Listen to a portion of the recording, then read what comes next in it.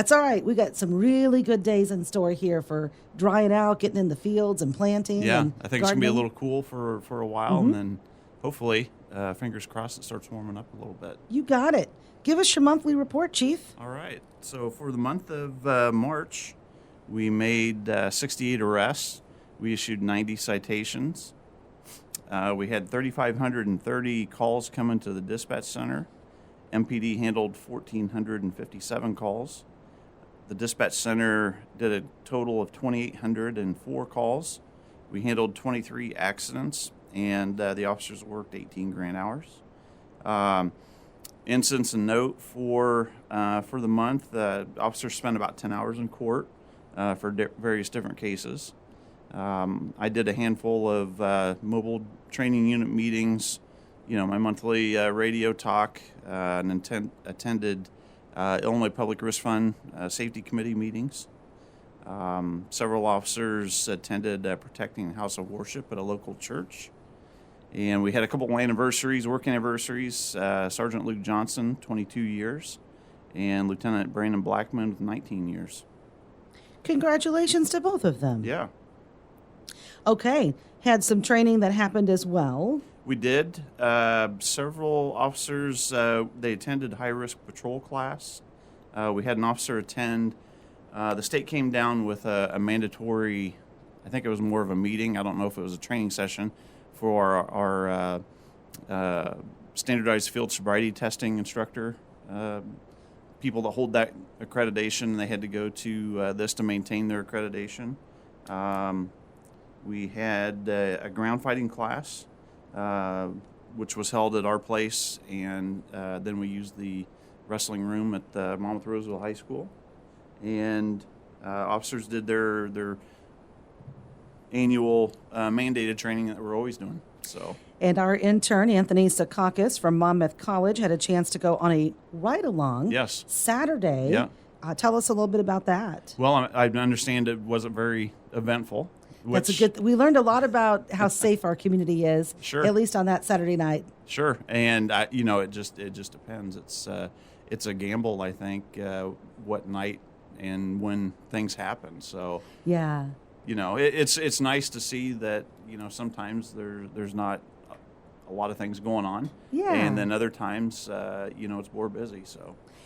Well, that's very, very true. And the good news is people forget that you guys offer that opportunity for citizens. Sure. They're welcome to ride along. Just call Lieutenant or Deputy Chief Joe Bratcher. Yes. And he will get you set up. I know Kaylee and I are going in the month of May. Right. And it is an opportunity to see what our local law enforcement does, get to know them a little bit. Yes. So thanks for having Anthony go. You bet. We had an unfortunate incident here, too, last week.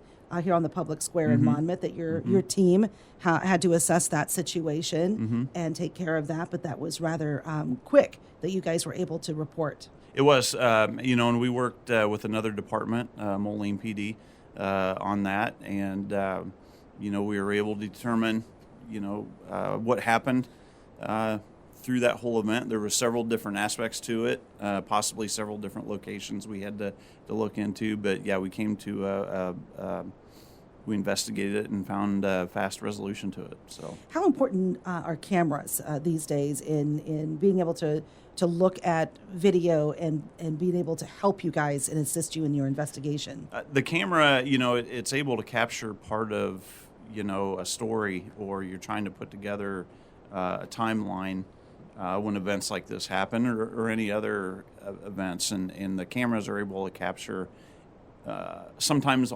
everything that happens, sometimes just little segments of it, and that greatly helps us, put things together, so we can figure out timelines and get a better understanding of what happened. Okay. And then you've got testing in June for those that want to be a part of law enforcement. Tell us about that. Yes, our eligibility list has expired, and we're going to be testing on June 13th to get more candidates on our eligibility list. I'm going to need to hire 2 people this year at some point in time. So I've got an officer retiring, and then the sheriff-elect will be leaving, in December. So If anybody's interested, you can come fill an application out. You can get it at the police department. Go to the city website. They're on there, and turn it in. If you want to know what the requirements are, for the physical testing, call down to the police department and we'll get that information to you. And there's a written test involved also, and oral interviews with the police and fire commissioners. Okay, when is the testing? June 13th. Okay, where's that at? We're going to do it at the police department. So we'll do the physical agility testing first, and then those that make it through that will move on to the written testing. Okay. And that'll be at the Monmouth Police Department also. Okay. And typically, what is some of the eligibility requirements, like age and those type of things? You can't be over the age of 35 if you've never been a certified law enforcement officer. High school diploma, Illinois driver's license, and you need to have a clean background. There shouldn't be any, and I'll refer to the list that the Training and Standards Board puts out as to how they would decertify a police officer if you have any of those types of crimes in your background or incidents. It's probably not a good thing for you. We probably won't be able to consider you for that, but and if anybody wants to know what those incidents are, you can call me at the police department. And I'm sure you offer the opportunity for people to talk with your officers to learn about what the position entails. Sure, yeah. And that's what the Ride Along program, helps out.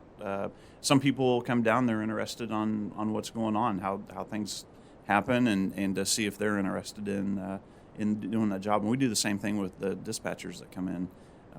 We let them sit in the dispatch center and go through some things there while the dispatchers are handling calls and that, to see if that's something they'd really like to do.